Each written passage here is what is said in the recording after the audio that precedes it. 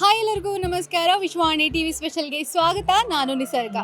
ನಾವಿವತ್ತು ಸಸ್ಯಕಾಶಿ ಲಾಲ್ಬಾಗ್ನಲ್ಲಿ ನಡೀತಿರುವಂತಹ 219ನೇ ಫಲಪುಷ್ಪ ಪ್ರದರ್ಶನದಲ್ಲಿ ಬಂದಿದ್ದೇವೆ.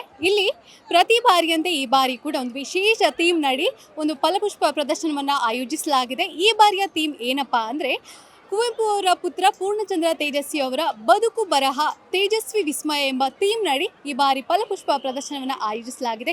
ಇದನ್ನು ಕಣ್ತುಂಬಿಕೊಳ್ಳಲಿಕ್ಕೆ ಸಾವಿರಾರು ಸಂಖ್ಯೆಯಲ್ಲಿ ಜನರು ಬರ್ತಾ ಇದ್ದಾರೆ. ಹಾಗಾದರೆ ಬನ್ನಿ, ಜನರ ರೆಸ್ಪಾನ್ಸ್ ಹೇಗಿದೆ, ಅವರಿಗೆ ಈ ಥೀಮ್ ಇಷ್ಟ ಆಯಿತಾ, ಯಾವ ಥರದ ಹೂ, ಎಷ್ಟು ಥರದ ಹೂ ಇಲ್ಲಿ ಆಯೋಜಿಸಲಾಗಿದೆ ಅನ್ನೋದನ್ನು ನೋಡ್ಕೊಂಡು ಬರೋಣ.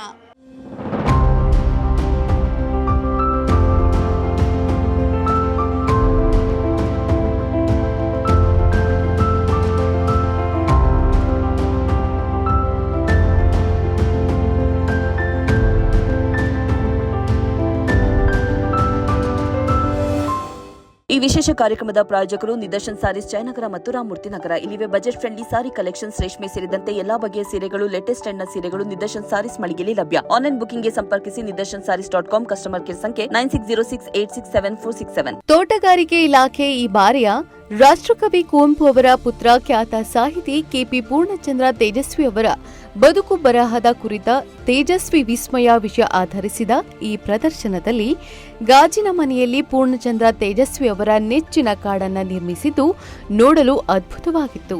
ಅದನ್ನ ನೋಡಲು ಸಾವಿರಾರು ಸಂಖ್ಯೆಯಲ್ಲಿ ಜನರು ಆಗಮಿಸಿದ್ರು.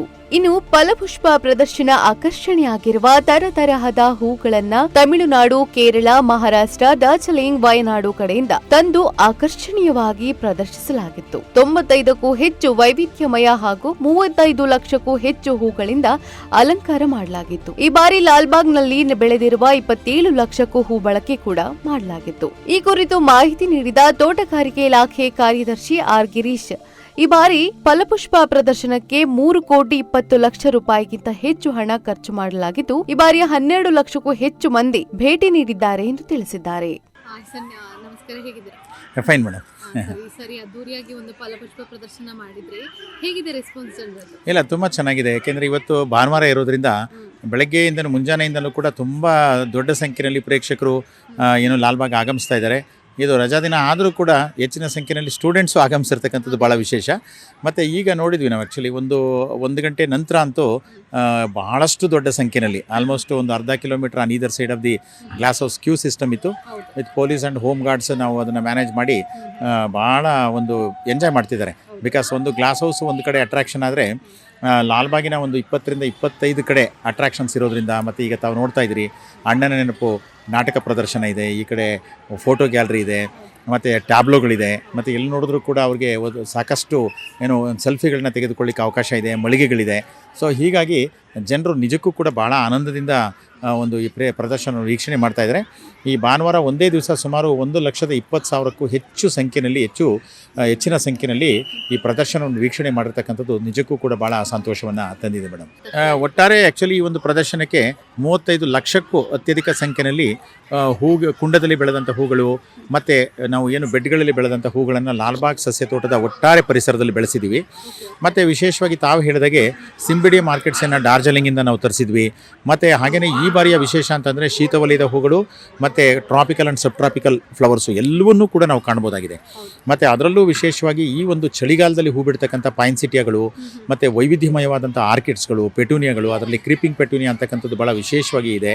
ಮತ್ತು ಕೇವಲ ಪುಷ್ಪಗಳಲ್ಲದೇ ಸುಮಾರು 120ಕ್ಕೂ ಹೆಚ್ಚು ವೈವಿಧ್ಯಮಯವಾದಂಥ ಫಲಗಳು, ದೇಶೀಯ ಫಲಗಳು, ವಿದೇಶಿ ಫಲಗಳು, ಎಡಿಬಲ್, ನಾನ್ ಎಡಿಬಲ್ಲು, ಮತ್ತು ಆ್ಯಕ್ಚುಲಿ ನಿಮಗೆ ರೇರ್ ಫ್ರೂಟ್ಸು, ಈ ಥರ ಎಲ್ಲ ರೀತಿಯ ಫಲಗಳನ್ನು ಪರಿಚಯ ಮಾಡ್ತಕ್ಕಂಥ ಒಂದು ಬೃಹತ್ ವೇದಿಕೆಯಾಗಿ ಇದು ಹೊರಹೊಮ್ಮಿದೆ ಮೇಡಮ್. ಅಂದರೆ ಪ್ರಮುಖವಾಗಿ ಏನಾಗಿದೆ ಅಂದರೆ it is a floating population. ಅಂದರೆ ಬೆಳಗ್ಗೆ ಮಾರ್ನಿಂಗ್ 6 till 6:30, ಅಂದರೆ ಬೆಳಗ್ಗೆ ಮುಂಜಾನೆ 6 ಗಂಟೆಗೆ ಸ್ಟಾರ್ಟ್ ಆದರೆ ಸಂಜೆ 6:30 ತನಕ ಕೂಡ ನಾವು ಜನರು ಬಂದು ಹೋಗೋದ್ರಿಂದ ಏನು ಪ್ರವಾಸಿಗರು ಬರ್ತಾರೆ ನೋಡಿ, ಅಷ್ಟೇ ಸಂಖ್ಯೆಯಲ್ಲಿ ಪ್ರವಾಸಿಗರು ಹೊರಗಡೆ ಹೋಗ್ತಿರ್ತಾರೆ.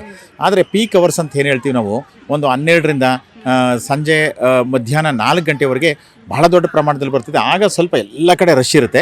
ಸೊ ಕ್ರಮೇಣ ಗ್ರ್ಯಾಜುಲಿ ಕಡಿಮೆ ಆಗ್ತಿದೆ. ಬಟ್ ಈಗ ತಾವು ಹೇಳಿದಂಗೆ ನಮ್ಮ ಪೊಲೀಸ್ ಪ್ರೊಟೆಕ್ಷನ್ ಇದೆ. ಪೊಲೀಸ್ ಸಿಬ್ಬಂದಿಗಳು ಇವತ್ತು ಸುಮಾರು 400ಕ್ಕೂ ಹೆಚ್ಚು ಪೊಲೀಸ್ ಸಿಬ್ಬಂದಿಗಳು ಮತ್ತು ಹಿರಿಯ ಅಧಿಕಾರಿಗಳಿದ್ದರು. ಮತ್ತು ಅದರ ಜೊತೆಗೆ ನಾವು 50ಕ್ಕೂ ಹೆಚ್ಚು ಹೋಮ್ ಗಾರ್ಡ್ಸ್ಗಳಿದ್ದರು. ಆಮೇಲೆ 100ಕ್ಕೂ ಹೆಚ್ಚು ಆಂತರಿಕ ಭದ್ರತಾ ಸಿಬ್ಬಂದಿಗಳು, ನಮ್ಮ ಅಧಿಕಾರಿ ಸಿಬ್ಬಂದಿಗಳಿದ್ದಾರೆ.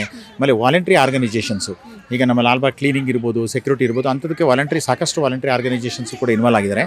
ಸೊ ಅವರೆಲ್ಲರ ಸಹಕಾರದಿಂದ ಪ್ರದರ್ಶನ ತುಂಬ ಸ್ಮೂತಾಗಿ ನಡ್ಕೊಂಡು ಬಂದಿದೆ. ಮತ್ತು ಜನರು ಅಷ್ಟೇ ಪ್ರದರ್ಶನ ನೋಡಿ ಅವ್ರಿಗೆ ಬೇಕಾದಂಥ ನಮ್ಮ ಮಳಿಗೆನಲ್ಲಿ ಕೊಂಡ್ಕೊಳ್ಳೋದು, ತಿಂಡಿ ತಿನಿಸುಗಳನ್ನ ತಿನ್ನೋದು, ನಾಟಕ ನೋಡೋದು, ಈ ಕಡೆ ಫೋಟೋ ಗ್ಯಾಲರಿ ನೋಡೋದು, ಸೊ ಭಾಳ ಅದ್ಭುತವಾದಂಥ ವೇದಿಕೆಯಾಗಿ ಲಾಲ್ಬಾಗನ್ನು ಬಳಸ್ಕೊಳ್ತಾ ಇದ್ದಾರೆ ಮೇಡಮ್.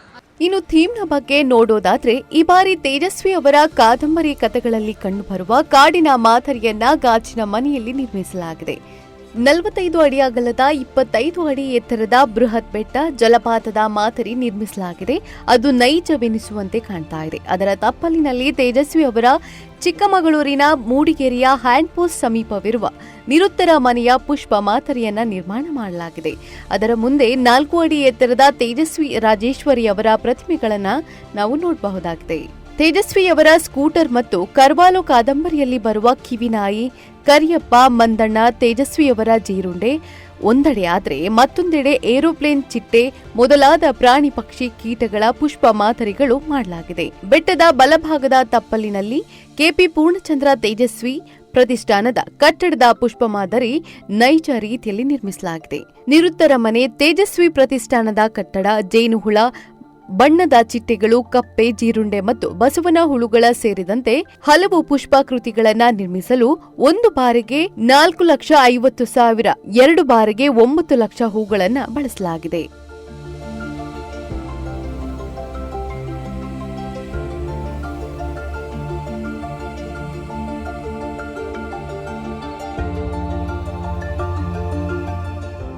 ಕುವೆಂಪು ಅವರ ಮಂತ್ರ ಮಾಂಗಲ್ಯ ಪರಿಕಲ್ಪನೆಯನ್ನ ಪ್ರದರ್ಶಿಸಿರುವುದು ಈ ಬಾರಿಯ ವಿಶೇಷ. ಅಲ್ಲಿ ಕುವೆಂಪು ಅವರ ಪುತ್ರ ಪೂರ್ಣಚಂದ್ರ ತೇಜಸ್ವಿ ಹಾಗೂ ರಾಜೇಶ್ವರಿ ಅವರ ಮಂತ್ರ ಮಾಂಗಲ್ಯ ಸಂದರ್ಭದ ಪ್ರತಿಮೆಗಳನ್ನ ನೋಡಬಹುದಾಗಿದೆ. ಅಲ್ಲದೆ ಕುವೆಂಪು ಅವರ ಕೈ ಬರಹದಲ್ಲಿರುವ ಪೂರ್ಣಚಂದ್ರ ತೇಜಸ್ವಿ ಅವರ ವಿವಾಹ ಆಹ್ವಾನ ಪತ್ರಿಕೆಯನ್ನ ಕೂಡ ನೋಡಬಹುದಾಗಿದೆ.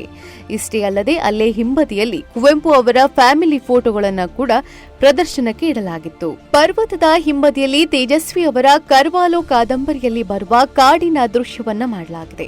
ಹಾಗೆ ಮುಂದೆ ತೇಜಸ್ವಿ ಅವರ ಪ್ರತಿಮೆಗಳನ್ನ ಮಾಡಲಾಗಿದೆ. ಆ ಮೂಲಕ ಅವರ ಆಶಯಗಳಿಗೆ ಜೀವ ತುಂಬುವ ಪ್ರಯತ್ನವನ್ನ ಮಾಡಲಾಗಿದೆ. ಇನ್ನು ಮುಂದೆ ತೇಜಸ್ವಿ ಅವರ ಮೀನು ಹಿಡಿಯುವ ದೃಶ್ಯವನ್ನ ಕಣ್ತುಂಬಿಕೊಳ್ಳಬಹುದು. ಜೊತೆಗೆ ಕುವೆಂಪು ಮತ್ತು ತೇಜಸ್ವಿ ಇಬ್ಬರು ಸ್ಕೂಟರ್ನಲ್ಲಿ ಕುಳಿತಿರುವ ದೃಶ್ಯವಂತೂ ಮನಮೋಹಕವಾಗಿತ್ತು. ಹಾಗೆ ಪಕ್ಕದಲ್ಲಿ ತೇಜಸ್ವಿ ಅವರ ಊರಿನಲ್ಲಿ ಅಂದರೆ ಮಲೆನಾಡಿನಲ್ಲಿ ಸಿಗುವಂತಹ ಹಣ್ಣುಗಳನ್ನ ಕೂಡ ಪ್ರದರ್ಶನಕ್ಕೆ ಇಡಲಾಗಿತ್ತು. ಇದೇ ಮೊದಲ ಬಾರಿಗೆ ಪರಿಸರ ಮತ್ತು ಕಾಡು ಪ್ರಾಣಿಗಳ ಕುರಿತಾದ 2 ಬೃಹತ್ ಸ್ತಬ್ಧ ಚಿತ್ರಗಳು ಪ್ರೇಕ್ಷಕರನ್ನ ಸೆಳೆದಿದ್ವು. ಒಂದರಲ್ಲಿ ಆನೆ, ಮತ್ತೊಂದರಲ್ಲಿ ಮಂಗಟೆ ಹಕ್ಕಿ ಅಂದರೆ ಹಾರ್ನ್ಬಿಲ್ ಪ್ರತಿಕೃತಿ ನಿರ್ಮಿಸಲಾಗಿದೆ. ಜೊತೆಗೆ ವಿವಿಧ ಪ್ರಾಣಿ ಪಕ್ಷಿಗಳ ಸಣ್ಣ ಪುಟ್ಟ ವನ್ಯ ಪ್ರಾಣಿ ಪಕ್ಷಿಗಳ ಪ್ರತಿಕೃತಿಗಳು ನಿರ್ಮಿಸಲಾಗಿತ್ತು. ಯಂತ್ರಚಾಲಿತ ಶಬ್ದ ಹಾಗೂ ಚಲನವಲನದಿಂದ ನೋಡುಗರನ್ನ ತನ್ನತ್ತ ಸೆಳೆಯುವಲ್ಲಿ ಯಶಸ್ವಿಯಾಗಿದೆ. ಜನವರಿ 14ರಿಂದ 26ರವರೆಗೆ ಲಾಲ್ಬಾಗ್ನಲ್ಲಿ ನಿತ್ಯವೂ ಸಂಜೆ 5ರಿಂದ 7ರವರೆಗೆ ಮಳಿಗೆಗಳ ಪಕ್ಕದಲ್ಲಿ ಹುಲ್ಲುಹಾಸಿನ ಮೇಲೆ ನನ್ನ ತೇಜಸ್ವಿ ಕರ್ವಾಲೋ, ಜುಗಾರಿ ಕ್ರಾಸ್, ಕೃಷ್ಣಗೌಡನ ಆನೆ, ಯಮಳ ಪ್ರಶ್ನೆ ಸೇರಿದಂತೆ ತೇಜಸ್ವಿ ಅವರ ಪ್ರಸಿದ್ಧ ನಾಟಕಗಳು, ಸಿನಿಮಾ ಸಾಹಿತ್ಯ ಕುರಿತಾದ ಸಂವಾದಗಳು ಆಯೋಜಿಸಿರುವುದು ವಿಶೇಷ. ಜೊತೆಗೆ ಪುಸ್ತಕಗಳ ಪ್ರದರ್ಶನ ಮತ್ತು ಮಾರಾಟ ವ್ಯವಸ್ಥೆಯೂ ಮಾಡಲಾಗಿತ್ತು. ಇನ್ನು ಪ್ರವೇಶ ಶುಲ್ಕದ ಬಗ್ಗೆ ಹೇಳೋದಾದ್ರೆ ವಯಸ್ಕರಿಗೆ ಸಾಮಾನ್ಯ ದಿನಗಳಲ್ಲಿ 80 ರೂಪಾಯಿ ಹಾಗೂ ರಜೆ ದಿನಗಳಲ್ಲಿ 100 ರೂಪಾಯಿ ಟಿಕೆಟ್ ದರ ನಿಗದಿ ಮಾಡಲಾಗಿತ್ತು. ಮಕ್ಕಳಿಗೆ 30 ರೂಪಾಯಿ ಇದ್ರೆ 6 ವರ್ಷದೊಳಗಿನ ಮಕ್ಕಳಿಗೆ ಸಂಪೂರ್ಣ ಉಚಿತ ಪ್ರವೇಶ ಮಾಡಲಾಗಿತ್ತು. ಶಾಲಾ ಸಮವಸ್ತ್ರ ಧರಿಸಿ ಬರುವ 10ನೇ ತರಗತಿವರೆಗಿನ ವಿದ್ಯಾರ್ಥಿಗಳಿಗೂ ಉಚಿತ ಪ್ರವೇಶದ ವ್ಯವಸ್ಥೆ ಮಾಡಲಾಗಿತ್ತು. ಸೊ ವೀಕ್ಷಕರೇ, ಎಷ್ಟು ಅದ್ಭುತವಾಗಿತ್ತಲ್ವಾ? ಪ್ರತಿ ಬಾರಿಯಂತೆ ಈ ಬಾರಿ ಕೂಡ ಒಂದು ಫಲಪುಷ್ಪ ಪ್ರದರ್ಶನ ಆಯೋಜನೆ ಮಾಡಲಾಗಿತ್ತು.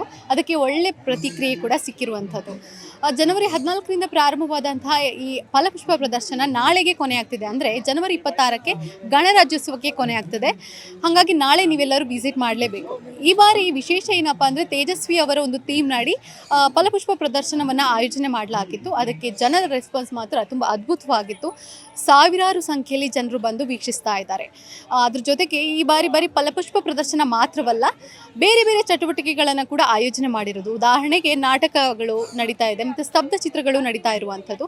ಇದು ಜನರನ್ನ ಇನ್ನಷ್ಟು ಆಕರ್ಷಣೆ ಮಾಡಿರುವಂಥದ್ದು. ಸೊ ಹಾಗಾಗಿ ವೀಕೆಂಡ್ ಟೈಮಲ್ಲಿ ಎಲ್ಲೆಲ್ಲೋ ಹೋಗೋದಕ್ಕಿಂತ ಇಂಥ ಜಾಗಕ್ಕೆ ವಿಸಿಟ್ ಮಾಡಲೇಬೇಕು ಅಂತ ನಾನು ಭಾವಿಸ್ತೀನಿ. ಈ ನಮ್ಮ ಕಾರ್ಯಕ್ರಮ ನಿಮಗೆ ಇಷ್ಟ ಆಗಿದೆ ಅಂತ ನಾನು ಭಾವಿಸ್ತೀನಿ. ಇದೇ ರೀತಿಯ ಮತ್ತಷ್ಟು ಸುದ್ದಿಗಾಗಿ ನೋಡ್ತಾ ಇರಿ ವಿಶ್ವವಾಣಿ ಟಿವಿ ಸ್ಪೆಷಲ್. ನಮಸ್ಕಾರ. ಇಂಟ್ರೆಸ್ಟಿಂಗ್ ಮತ್ತು ಇನ್ಫಾರ್ಮೇಟಿವ್ ವಿಡಿಯೋಗಳನ್ನ ಮಿಸ್ ಮಾಡ್ಕೋಬೇಡಿ. ಈಗಲೇ ಸಬ್ಸ್ಕ್ರೈಬ್ ಮಾಡಿ.